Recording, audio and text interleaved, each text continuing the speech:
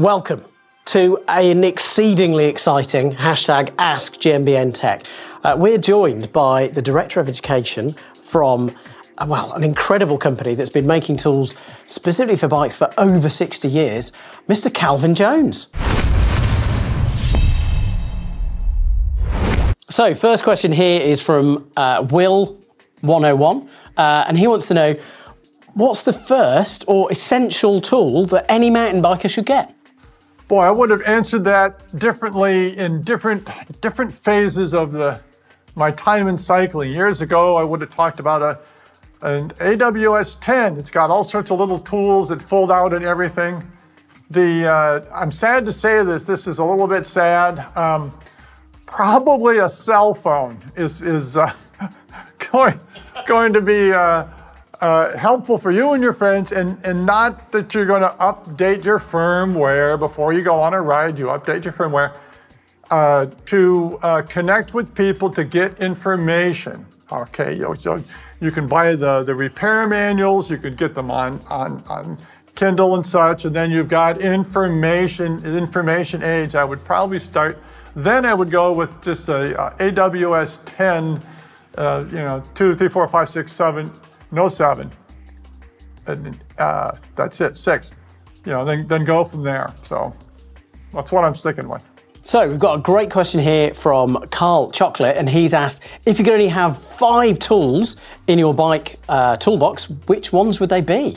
Oh, well, Mr. Chocolate, that's, again, a tough one. We're going to say our cell phone's actually not a tool. We're going to put that to the side. So 5 tools. Mountain bikers, that does limit it some. So we've got to assume basic set, AWS 10, all the little hex bits. We're changing cables, we're putting on accessories, water bottles, that type of thing.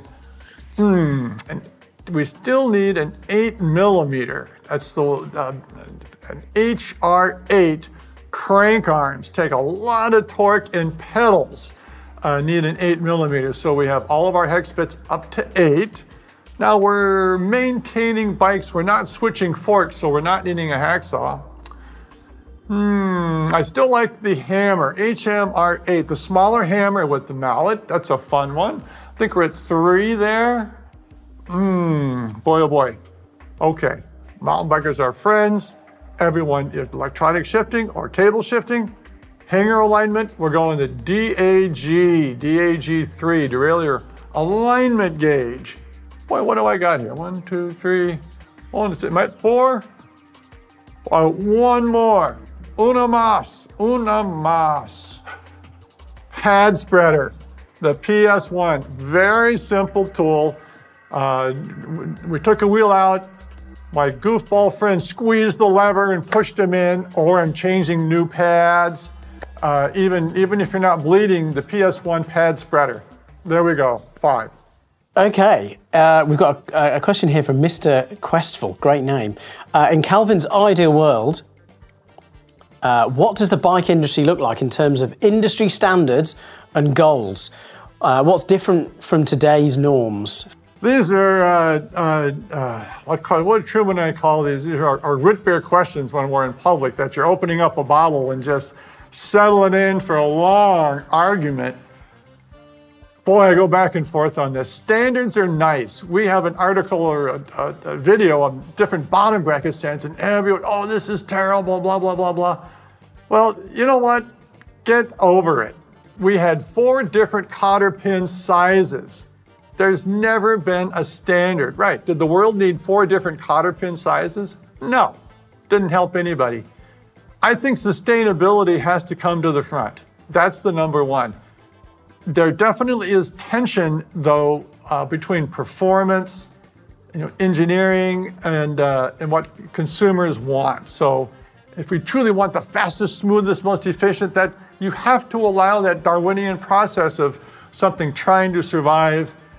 It would be nice, though things don't actually go extinct much in our industry. That's kind of, Darwin wouldn't have them go extinct, but once you get a new bottom bracket standard, somebody's always got it, even if it's 0.1% of the people, then it's here forever, I'm afraid. So next question, this is another good one. There's a lot of love for you, Calvin, which I think is, yeah, very genuine. It's lovely to see. So this is Fat Boy Aussie. Great name. His question is, what can we do for you, Calvin, after helping us with all these videos over all these years? Let's see, my car's clean. No,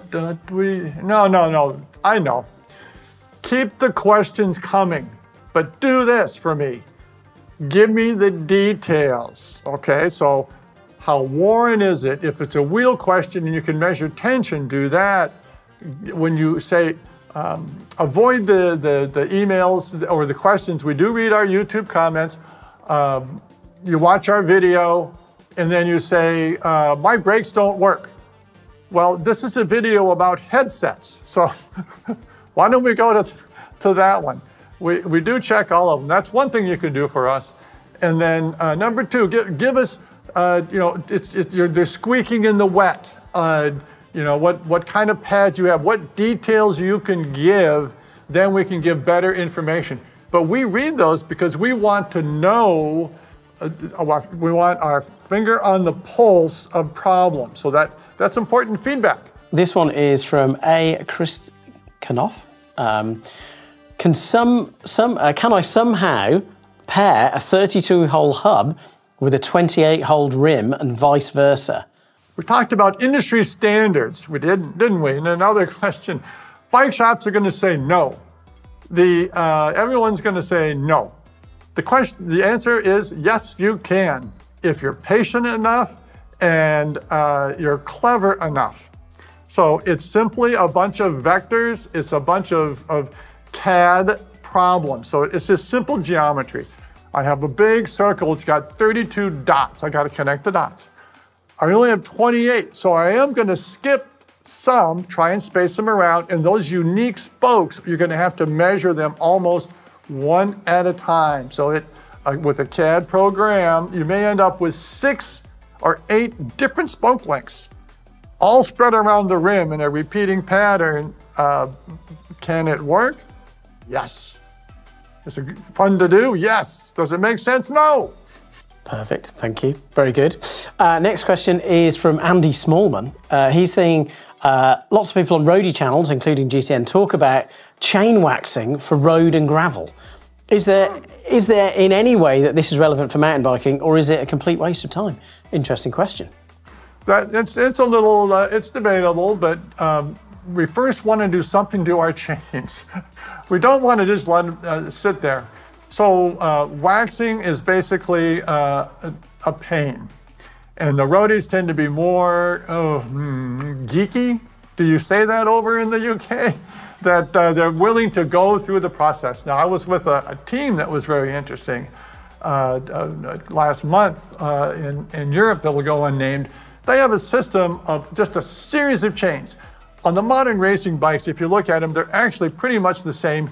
Chainstay length, the same. So chain length is going to be the same other than the chain ring size. They would wax a whole batch of chains. Every third race, they would rotate their chains. They don't throw them away, but they just rotate them in. The old chains come back to the service course, clean, clean, clean, run through the wax. And of course, the procedure, you got to have the crock pot. It's best to go to the garage sale. You want grandma's crock pot, that's the best. You wax it with your local wax. It's stiff as can be, so you got to run it through some gears. It's made a mess of, the little wax is falling all over the floor, and it's actually slick right there. But then you can go out and ride it. Yes, it provides protection. Let's talk about boundaries. Let's have some boundaries here. Boundary lubrication is what all of this is. An oil, a wet oil, a dry lubrication or wax. You are providing molecular thin separation. All right, so metal on metal, bad. Grinding, galling, tearing up pieces of stuff, bad.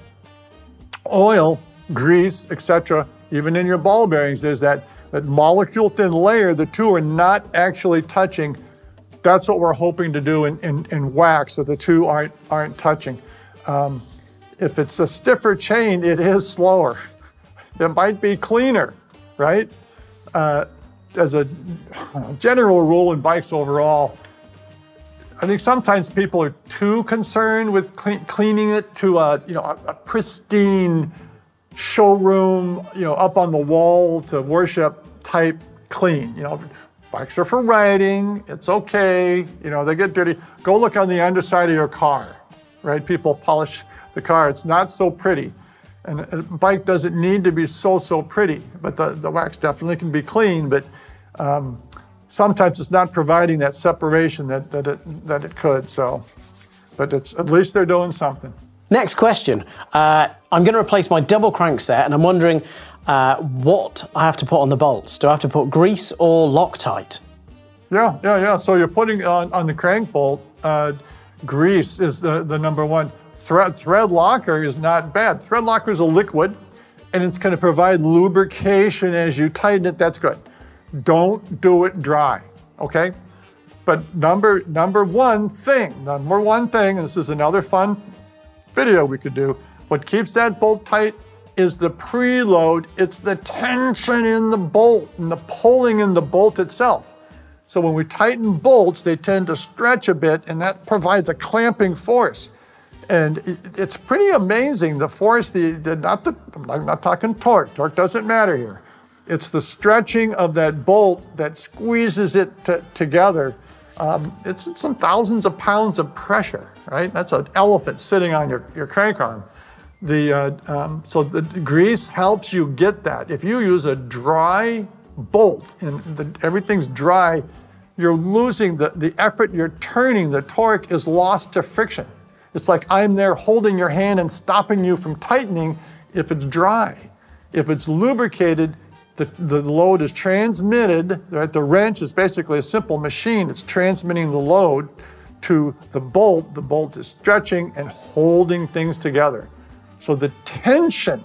So we've got another question here from Not the Usual Mountain Biker. What's the most important maintenance skill a rider should learn? Correct, to pay attention. When does it creak? Uphill? When does that popping happen? Downhill? Coasting? Because that correct diagnosis is that skill of getting that information. If you go to a shop or your friend who's really good and you provide that, yes, we now know, right?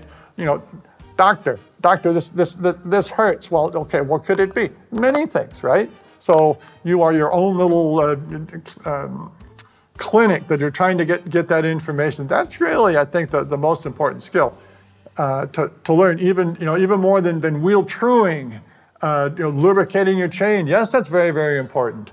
All those types of skills. But the one to develop is the skill to appreciate and feel your bike and know that's a loose headset, and because you'll hear things, right? There's a certain rattle, certain little drumming sound. Oh, that's a headset.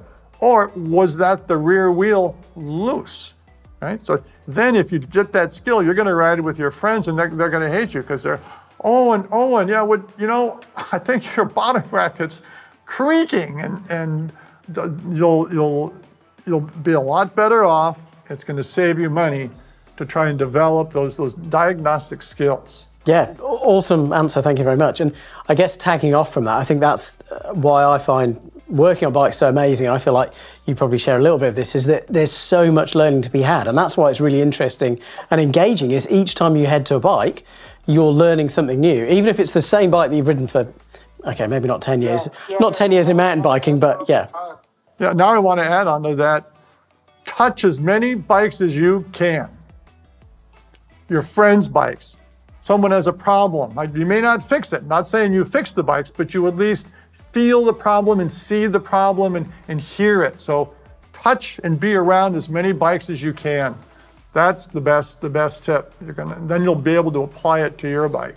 Wow, I'm just sort of in awe of meeting a hero. They often say don't meet your heroes, but they need to sort of dream harder and have great heroes. So if you've got any key questions that you need to ask, do use the hashtag Ask GMBN Tech in any of the comments on any of the videos across the off-road GMBN and GMBN Tech and even EMBN. If you've got any questions, feel free to add them in the comments. And we'll come back at some point with more questions to the legend that is Calvin Jones from Parktool.